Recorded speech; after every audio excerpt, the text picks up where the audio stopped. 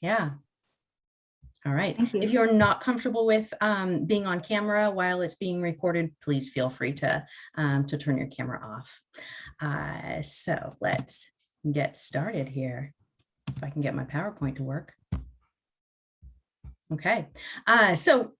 We did a little bit of welcome and intro already. I'm going to jump right into applying to law school, then head to tips for your law school application, and then a little bit about our 4+3 direct admit program. So basic admission requirements. There are two very basic admission requirements for law school. You must have a bachelor's degree by the time you matriculate, and you must have an entrance exam score. That can either be the LSAT or the GRE.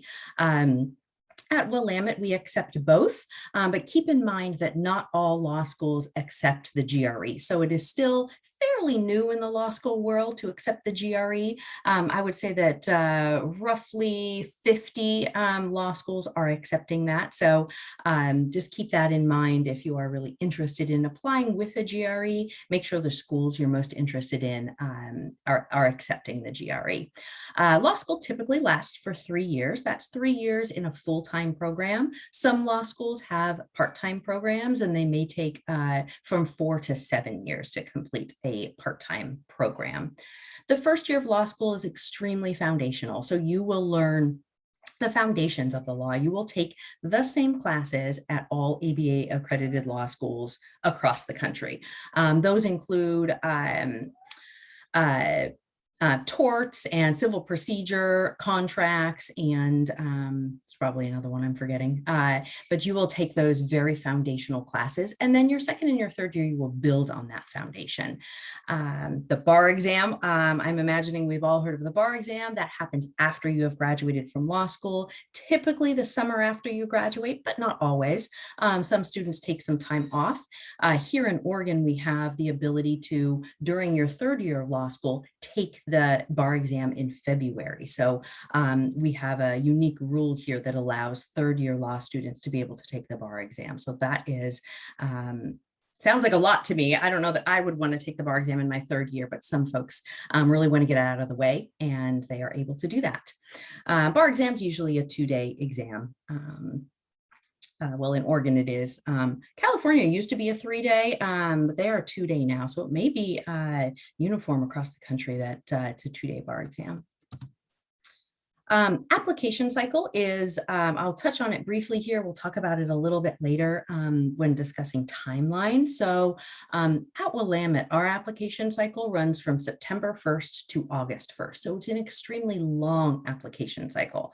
So our application for fall 22 has been open, and we're accepting applications since September 1st. It will stay open all the way until August 1st. Our orientation is typically in the middle of August, and classes begin toward the end of August. So we'll talk, it's always a very, very good idea to apply very early in the cycle, or as early as you possibly can. So an August 1st application that comes across my desk, we consider very late, even though you have made it within the deadline. So just keep that in mind. Sometimes scholarship money is gone by that time, and oftentimes classes can be full by the deadline. All schools have different deadlines, so if there are other schools you're interested in, make sure you're aware of when their deadlines are, so that you can make sure you get your material in before that time. At Willamette, we have an early decision program. Some other schools do. That is an earlier deadline with an earlier commitment from an applicant. We have a priority deadline of April 1st. That means if your application is in by April 1st, it will be sure to get full review.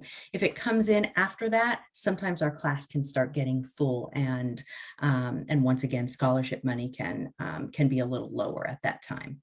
And then we have 2 deposit deadlines. So deposits are due. That is your commitment to you're making to the school that you've chosen. Steps to apply to law school.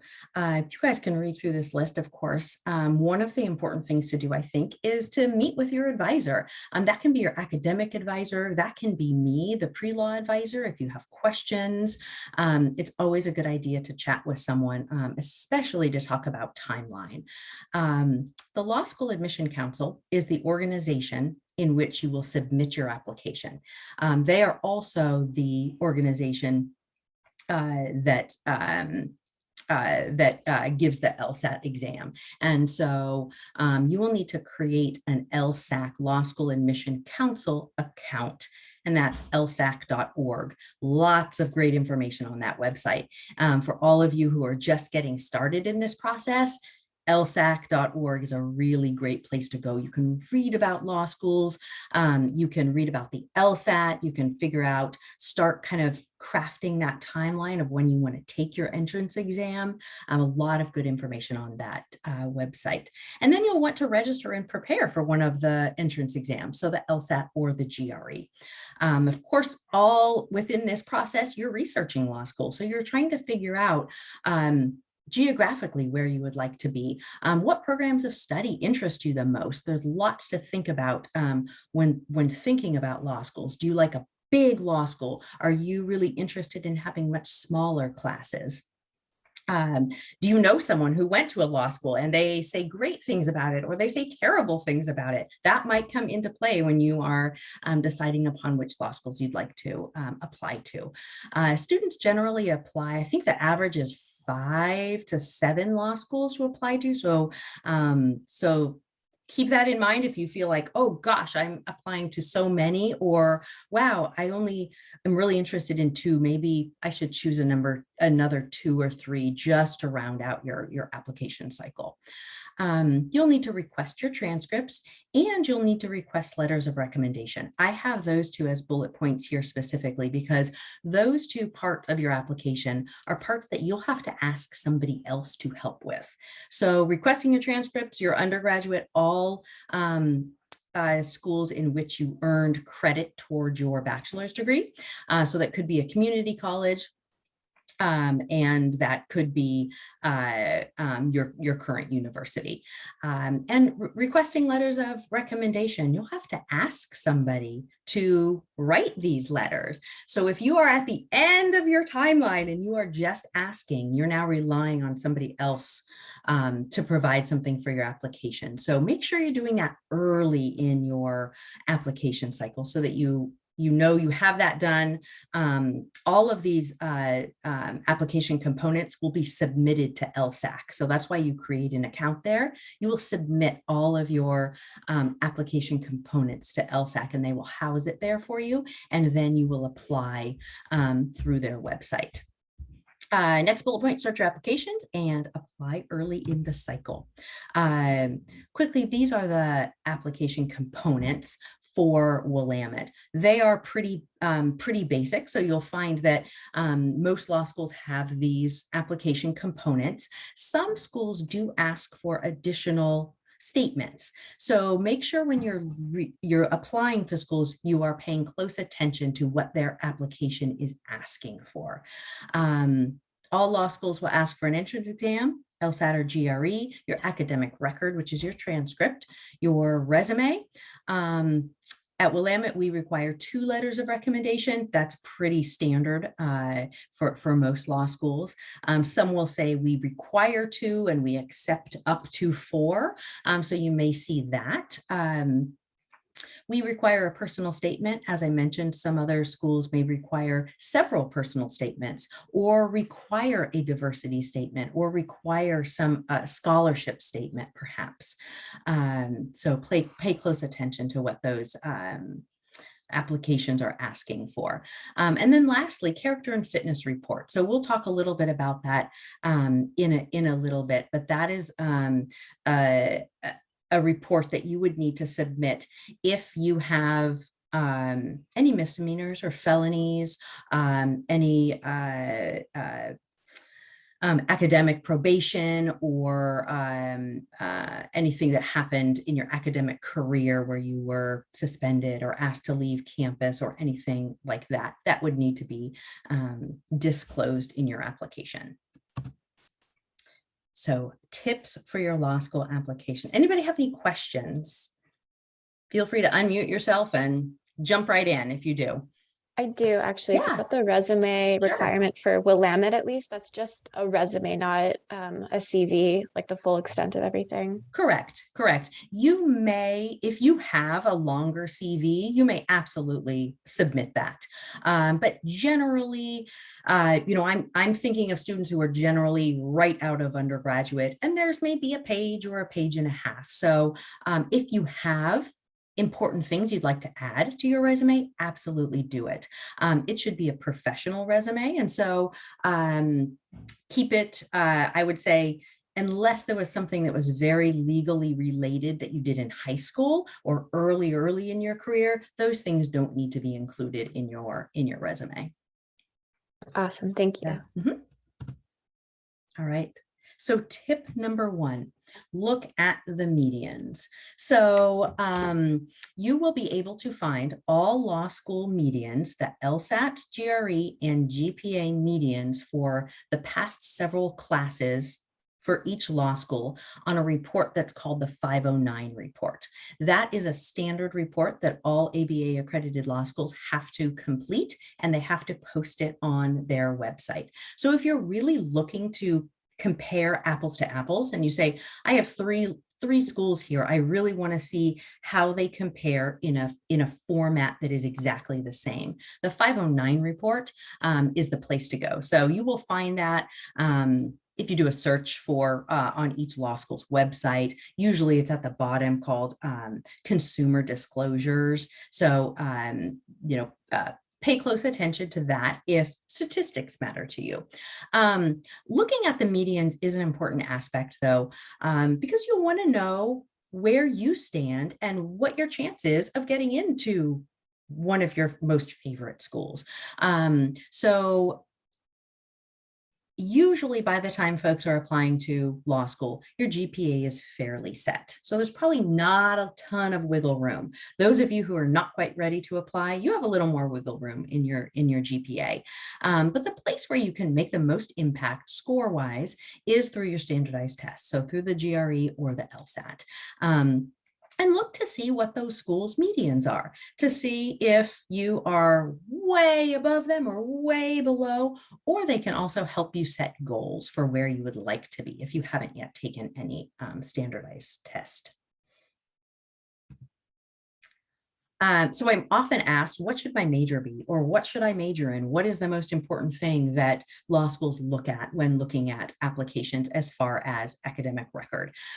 So any major is acceptable for law school. So we have folks who are hard science majors all the way to English majors, to language majors. Any major is acceptable for law school. We really want you to do something in undergraduate that you really love, because generally you will do better in those classes that you really love. So choose a major that speaks to you. If you say, I really want to be a political science major, I think that's what law schools would like to see, but not sure that I really love that. I really want to be an English major. And so I say, do that. Political science majors are not necessarily any more prepared for law school than an English or a science major. So find something that you really love and stick with that for undergraduate, because your GPA will become a really important aspect of your application. Ruta had a question about the resume, but keep it professional. Highlight any legally related things that you have experienced. And if you haven't up to this point, that's okay. The resume is really just another component for us to really get to know you as best as we can. So we just have, these several pieces of paper in front of us, and we want to get to know as much about you as we can. So the resume gives us some more information. My favorite part of the resume is really the bottom portion, where you can put like hobbies and activities you really enjoy doing. Did you publish a children's book when you were in sixth grade? Anything that may not have a place anywhere else in your application, I would say that part at the bottom of your resume is usually where my eyes go first, because I want to see who is this person I'm reading about?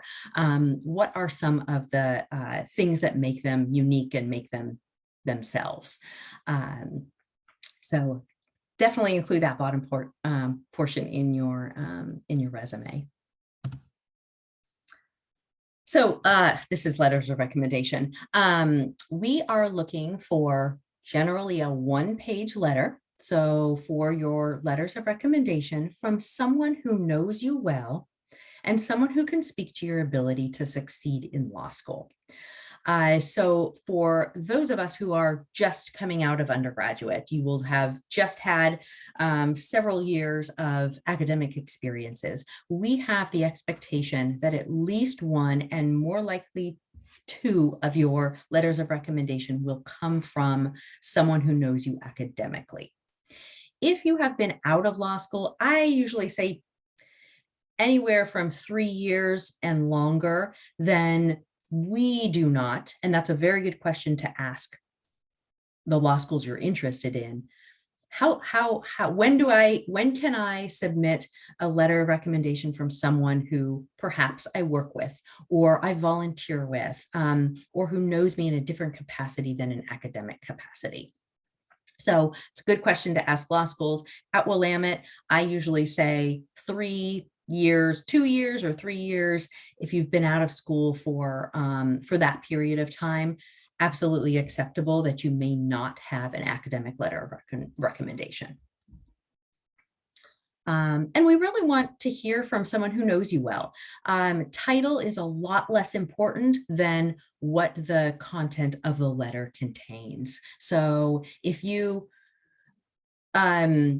interned with a senator, but you actually really just worked with the assistant, and they are the one who really got to know you and you did a lot of good work, they're the one who should write that letter for you. The senator may not be able to give very many specifics, and we want to get to know you. This is, again, another way for us to get to know our applicants. Okay, personal statements. Sorry, I don't have any lead in here. Tip number 6, personal statements. So this is usually a big topic, something that applicants spend a lot of time on, which is a very wise step. You should spend a lot of time on your personal statement. We are evaluating your personal statement on the topic you choose to write about and your writing ability. So this is the portion of your application where you get to tell us all about yourself. What are your goals? Why law school? Why Willamette? Why do you want to go to law school in Oregon? Why do you want to go to law school in Washington? Whatever it may be, this is where you get to shine and tell us about why your application is in front of us. I have several more slides here. So this is a lot of words on the slide here. You don't have to read them all, but this is the question that Willamette asks. Every law school will ask a question for the prompt for the personal statement. So we are really looking to see what your goals are, what you seek to accomplish with your legal training, and why you are choosing to apply to Willamette. It's very general. Some schools will have a very specific question, and what is most important about these questions is that that you answer them. So make sure you are looking at the prompt for each school and writing an answer to that prompt. Many law schools you will find have very general prompts such as this. That means you can use the same personal statement for lots of different schools. And that is absolutely acceptable. I, of course, only read Willamette applications. I will not know if you're using the same personal statement for other law schools.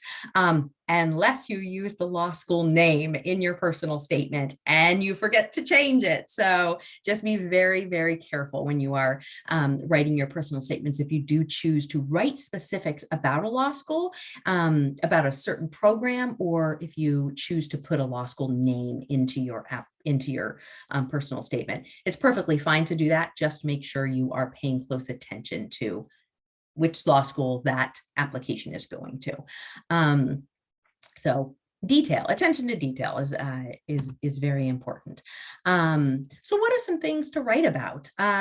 So here are, a few suggestions. Unique perspectives, unusual experiences, internships, traveling.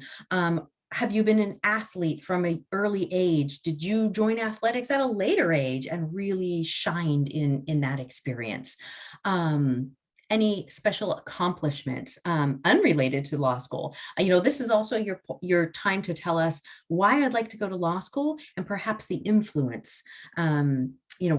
What influenced you to make this decision? So a few more examples there. This does say consider not writing about a particular law school. I think it is fine to do that if you are paying close attention to what your personal statement says.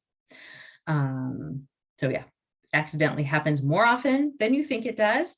And occasionally it feels as if you just threw that last sentence in there. And I really like the family law clinical program at Willamette.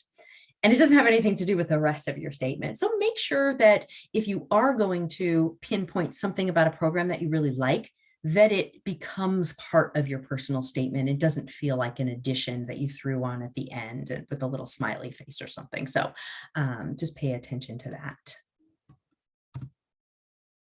Okay, what not to write. There are some things that you should not write about in your personal statement. First of all, you don't know who your reader is. You are making an assumption. It's an admissions officer who is hopefully checking their bias at the door when they read your application, but you don't know who they are. So as much as I love to learn about students, make sure you're not disclosing too much information that can make the reader feel a little standoffish, perhaps. So just be careful about disclosing too much. You don't want to offend your writer. Consider not writing about controversial topics. For example, politics, that's always very controversial. However, you can write about politics. If politics is something that really drives you, if that is one of your reasons for going to law school, put it in there. That's what we want to know. We are looking for a diverse class. All law schools are. So we don't want everyone coming to our school who thinks exactly the same way. So I think politics is okay to write about. Sometimes extremely controversial political topics is not really where you want to go for your personal statement. So just be careful with that. Should be compelling and engaging about you, of course, proofread it. And as the reader, we want to leave your personal statement with an idea about who you are, and we want to be left wanting to know more about you. We want to be left saying, gosh, I really want to learn more about this person. I would love to invite them to be a student at our school. Let's see. I don't think it's in any of these slides, but I also suggest having several people read your personal statement. At least one person who doesn't know you very well, and at least one person who does know you quite well. And the reason for that is because the person who knows you well, they're going to be able to pick certain things out of your statement and really be able to give you very, very honest feedback. But they might also be filling in some of the blanks of your story because they know you so well. So someone who doesn't know you all that well, they're not going to be able to fill in some of those blanks that that may leave them with a question. And so they're a really good person to have read your statement, because they may say, you know, this doesn't really make sense. I feel like this jumps from here to there, and I think there's something missing in the middle there. And they will have different views, of course. So I would say at least 2 people to read your personal statement. So still about personal statements, important topic. Consider starting in the middle of the action. So I will stop talking for just one moment, read that first bullet point and then the second bullet point.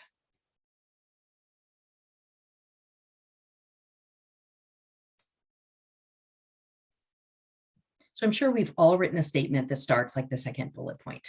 And that's a fine way to start. But the first one is so much more engaging. And already, as the reader, we are in the story. I want to know what happened. Oh my gosh, how did you get up on the mountain? What happened next?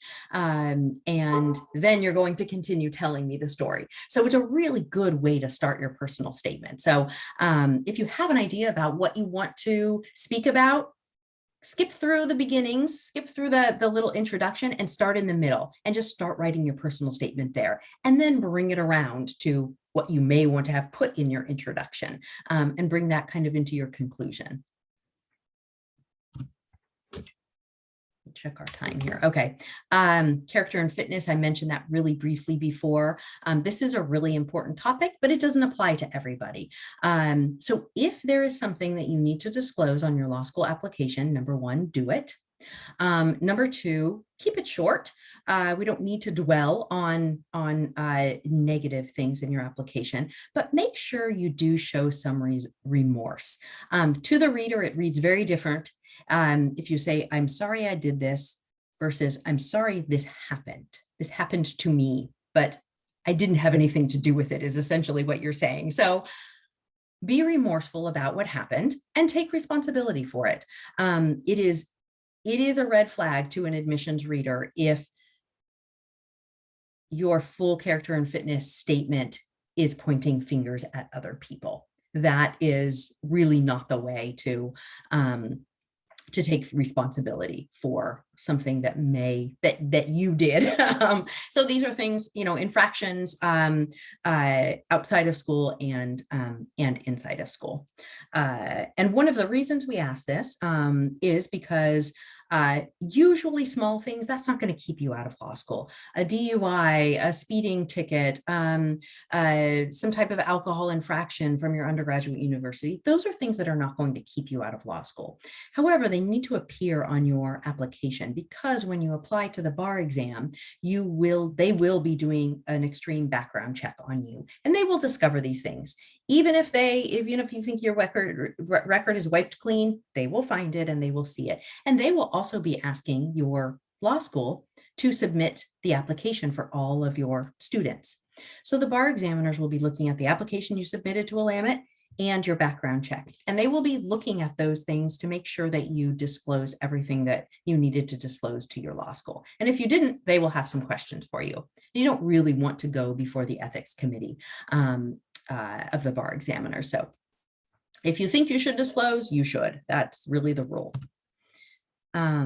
Completely answer the question, who, what, when, where, and why, and show it to someone. If they still have questions, add a little bit more. But once again, it shouldn't be too long.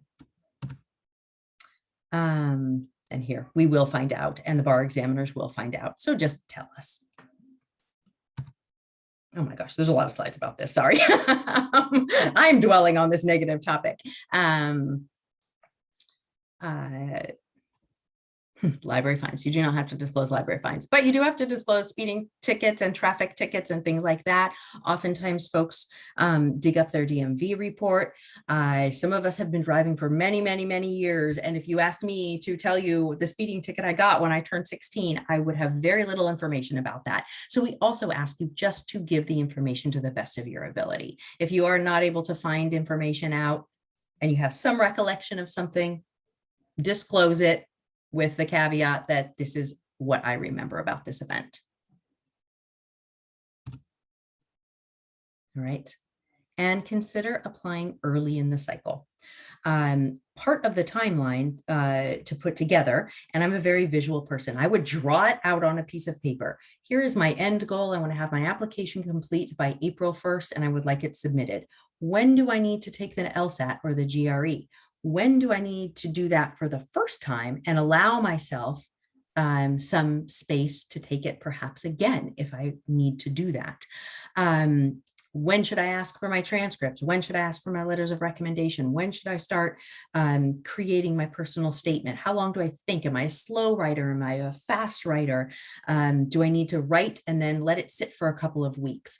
You know yourself best. So really write that timeline down so that you can have your application submitted at the point where you would like it submitted. So this is my last tip here. Any questions before I move on to quickly tell you a little bit about Willamette? Dean Straley, there Yes. is nothing in the chat. Okay. So I welcome our student attendees. Oh, I see Alexander has, Brooke Alexander. Yes, Brooke has a question. Go for it. Yeah, thank you. When I was writing here, the priority deadline is April the 1st. So when are decisions made about how long does it take for the application to be reviewed and so on and so forth? Yeah, good question. So at Willamette, we pride ourselves on getting decisions out fairly quickly.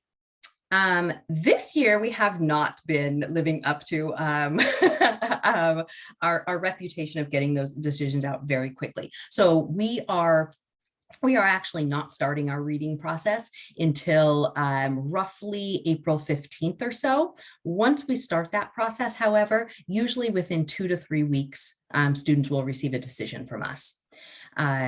So once we read all of the applications that we have thus far, then we will be reading on a rolling basis. And so when a student's application, so if your application comes in January 4th, for example, and it's complete at that time, we will read it. And I would say within 2 to 3 weeks of the time your application is complete, then you will get a decision from us. Was that all of your question? Was there another part to it? No, that was it. Thank you. Okay. All right. And it's a good question. If there are several schools you're interested in, it's a good question to call or email their admissions department and ask. Some schools have a very, very early and a very, very strict deadline. So some schools, March 15th is their application deadline. So if you are looking for fall 22, that might be too late for you even at this point, because you may not be able to get a standardized test score back by that time. If you're looking to the future and you're a year or two out, start looking at the schools you're interested in, find out when their application deadlines are. Some have priority application deadlines, as we do. We have an early decision deadline that's even earlier. And I will say that last year's cycle, and I think it's going to be true for this year's cycle, applications are at almost an all-time high for law school. So last year was extremely competitive, and I think this year will be extremely competitive also. We are about 70% ahead of where we were last year in the number of applications we have on this day. So that's not a lot. We're pretty small. I'm not talking thousands and thousands, but some schools do receive thousands and thousands of applications. So being earlier in the cycle, I think for this cycle at least, is even more important than it has been in the past. I know many schools were filled up by April and May last year. Generally, we fill up, I would say, by mid-July, and last year we were full earlier than that. So this cycle, I think that you can expect to see more competitiveness among applicants. So really getting all of your application components in as early as possible is even more important. Anything else? Okay. I'm going to move on to a little commercial about Willamette. Yeah, Professor Vest, did you have something to say? You're muted. If someone is asked to write a letter of recommendation, what sort of things should we highlight? Yeah, that's a really good question. I think some of it falls to the student to give you some background about them. You may not remember every single student and every detail about that student. So if the student wants a really good, thorough letter, I would recommend that the student puts together a one-page bullet point guide for someone to write a letter of recommendation for them, such as, I was in this class of yours. Here is the grade I earned. My paper, I earned this grade, and here was your comment on my paper. Even that much detail so that the faculty member can say, yes, absolutely. I may know you, student, really well, but gosh, I forgot about that paper that you wrote, and that was tremendous. And I really want to highlight that in my letter of recommendation. So I put a lot of that responsibility on the student to highlight what they want that faculty member to remember about them. A faculty member may remember lots of other things too, such as that student always had their hand up and had an answer ready. They were really participatory. They were the first to volunteer for group activities or a project or a presentation. So those are some things that may be stuck in your mind as the writer of that letter. I would say that we are looking, if you know a student academically, we're really looking to hear about their participation in class, their maturity, work ethic, ability to complete projects in a timely manner, ability to receive feedback, things like that. Those are all really key parts of a letter of recommendation that we would like to see, because you're applying to an academic program. And so we want to know what type of student you're going to be in the classroom. We are looking once again for a dynamic, diverse class, and the classroom is where a lot of that happens. Law school has a lot of discussion in the classroom. And so if everyone is silent, folks are learning a little bit less. So we're really looking for people who participate and not necessarily take the lead, but who are really able to shine in the classroom, or perhaps when they visited the faculty member during office hours. That's another good, kind of questions are these students asking, and are they really questions that the faculty member might want to put in the letter? Like, my goodness, they came once a week and those questions were just amazing. They were quiet in class, but boy, I could tell that they were really thinking about the material. So those are, all really, really good things that we'd like to see in a letter of recommendation. Thank you. Yeah.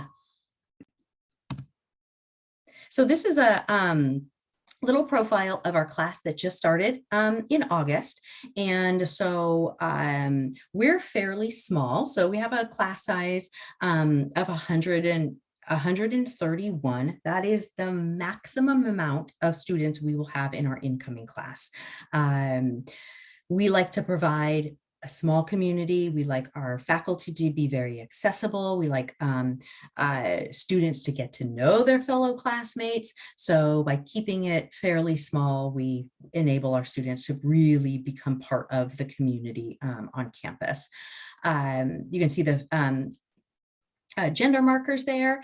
Average age is 26. So we have lots of students who come right out of undergrad. Then we have lots of students who are maybe in their second career and realizing that now is the time for them to come to law school. Parents, lots of our students are parents, second, even third career folks. So a lot of different age ranges in our classes, different majors and states there.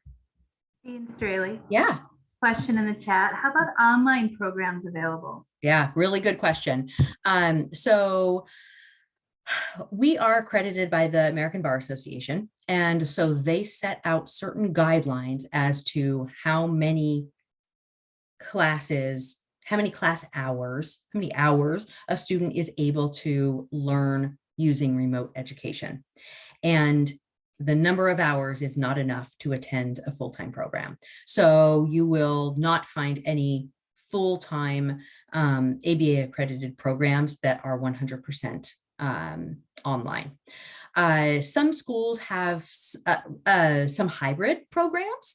And so there may be, I know Syracuse University is a good example. So they have a program that is mostly online, but students have to come to the Syracuse campus. I'm not sure how often it is, maybe once a quarter or so, and participate in a weekend long class, something like that. So there are some programs who are making it work, and they're able to provide a mostly online education. At Willamette, we are working on, specifically for Alaska students, actually, an externship program where students are able to, their last year, their third year of law school, go back to their home state and participate in externships that have a class component, but the class component is remote via Zoom like this. And so we are not quite there yet, but it is something that we're really working hard. So then a student, for example, from Alaska would come to our campus for 2 years, and then their third year, they would be able to go back to their home state and participate in an externship, perhaps even have a job and be able to earn their JD degree, at home for that last year.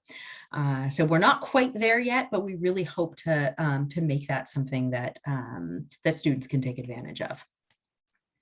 And to answer the question that I usually get after that is, how did everyone do remote education, during COVID the last year or so? And so law schools had to apply for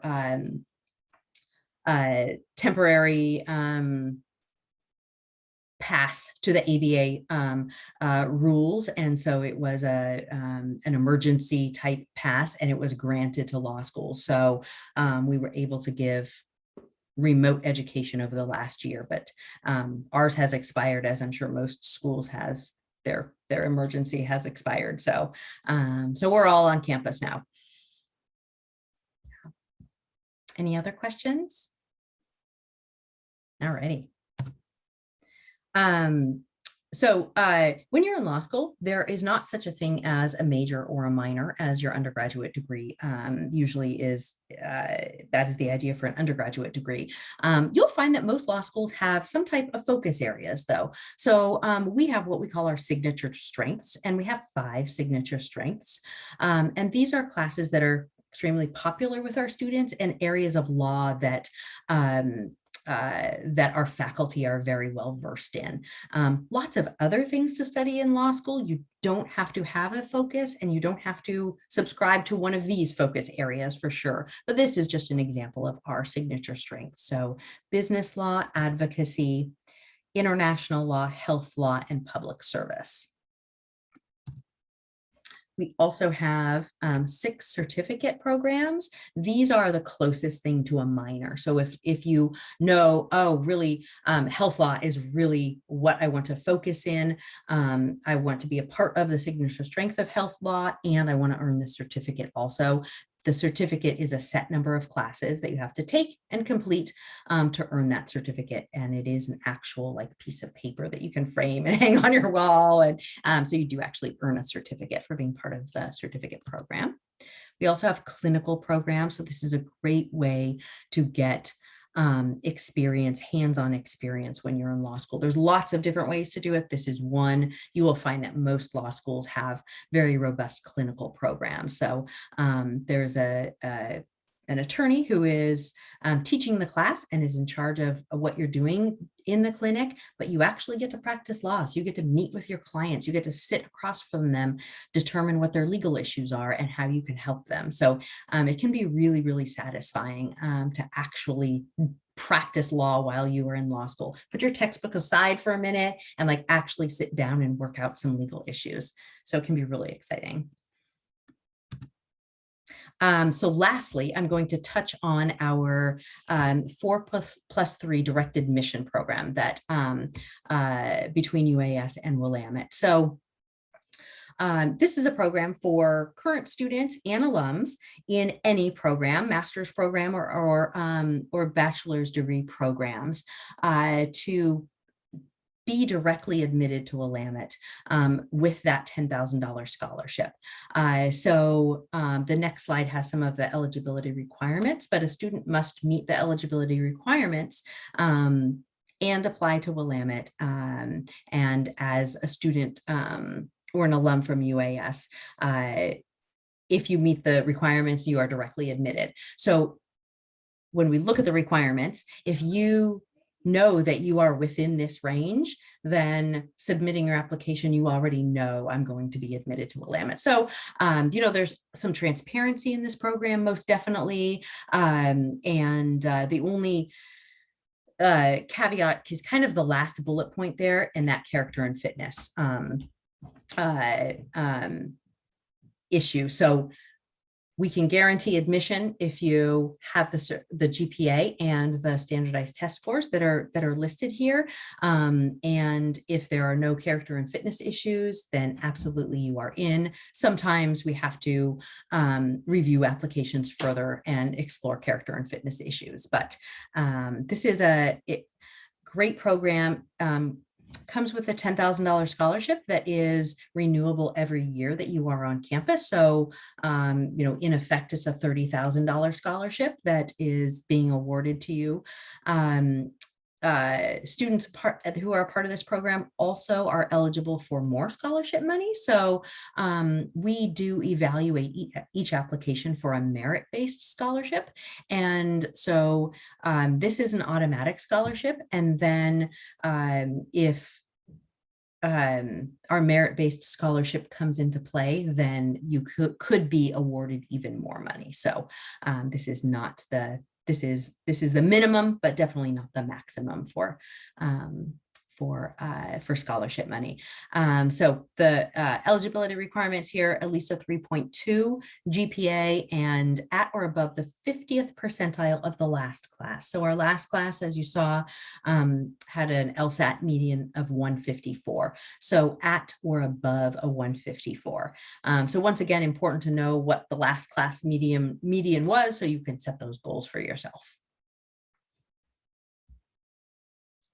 Any questions about this? Yes. Yeah. Not that I'm applying, but you want to now, don't you? I considered law school, so this is interesting to me. So if a student from UAS or an alum from UAS meets all these, for the GPA, the LSAT score, they still have to complete the personal statement and all of the application. Okay. Yes. So we, of course, are not looking at any of this until we've received the completed application. So the completed application still needs to be submitted. And so student still has to go through LSAC. But one of the benefits, I think, of us being fairly small is that we really like to get to know the students who are applying to us. So, so I thank all of you for being here and showing up to this, but keep in touch with us. We want to know that you're interested in this program. We want to know, I took the LSAT once and I fell a little bit short, but I'm taking it again. Communication is always good. Helps us to remember you, helps us to provide guidance. And we hope you already feel a part of the community when you're going through the application process. So definitely keep in touch with us and let us know how the process is going. Most of our applicants do that, but of course there are many applicants who do not do that, and that's not their thing. So, we appreciate all folks who are applying to us.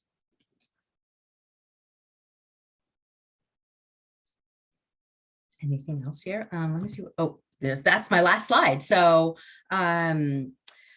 so this is my contact information. My email is there. We also have a general law admissions email, so feel free to write to that email, and then our phone number is there. I will also if you are interested in having a one-on-one Zoom conversation, or if you find yourself in Oregon and you'd like to come and visit the law school, on our website, we do have 2 different forms. One is called a visit form if you'd like to come and visit, and the other one is called an inquiry form, and you could fill that out and you can ask questions, or you can schedule a Zoom chat. So if you are interested in speaking to me one-on-one or some of our other staff, we have 2 other staff in our admissions office who read applications and meet with students. So if you're interested in chatting with them, or if you're interested in chatting with a faculty member or a current student, we offer all of those services. So if there's a faculty member you see on our website, you're like, whoa, I love what their research is about. I love what they are doing. I just want to pick their brain for a moment. Let us know and we can set something up for you. Same with a current student. They are a wealth of information. They know more than I do because they are the ones sitting in the seats, and they are the ones who can explain the process of being a student in law school. So, for any law schools that you're interested in, most schools offer those services. So take advantage of it. That's why the admissions office is there to, take advantage of chatting with us. And I'm going to stop sharing my screen here so we can all look at each other once again. So, take advantage. We are here to read your application, to help provide guidance. And I'll mention again that I am the pre-law advisor for UAS. So if you would like me to look at your personal statement, I can absolutely do that. I wear 2 hats. So Dean of Admissions at Willamette, but also UAS pre-law advisor. And so so you don't have to apply to Willamette. You absolutely do not have to. If you have questions about other law schools, or questions about the process from another law school, or you would like me to look at your resume or your personal statement for guidance, that's why I'm here. So happy to provide those services. Yeah. Thank you so much. Yes. Really. Any other questions? I talked a lot. So yeah, you guys have anything else? Any of the students have a question before we wrap up? Yeah, go ahead. Yeah. Hi, I just had one more question. Sure. For the classes, are they based on semesters or is it quarters? So it starts at the end of August and goes through mid-December? Oh, my cat Typically. too. We have cat tails here. We are a semester program. And so we start mid-August and classes run until, gosh, our finals are going to begin around December 1st. So our students, I think there's 1 class meeting after Thanksgiving break, and then finals, and then the reading period, the studying period, finals begin December 1st, and students are done, I think, depending what their exam schedule looks like, they are done within 2 weeks of that. And then we actually offer a January term. So we offer 2 very short condensed classes over our winter term. And so students can get a few more credits if they're interested in doing that. And then we come back and students graduate generally the end of May, beginning or middle to end of May. So semester program. We do offer some summer school classes and some winter break classes. Thank you. Yeah. Well, thank you guys so much for being here and asking questions. Once again, please feel free to reach out. And I hope to see some of you in law school someday. Thank you so much. Yeah. Thank you. You're welcome. Thank you. Good night. Bye. Good night. Bye-bye.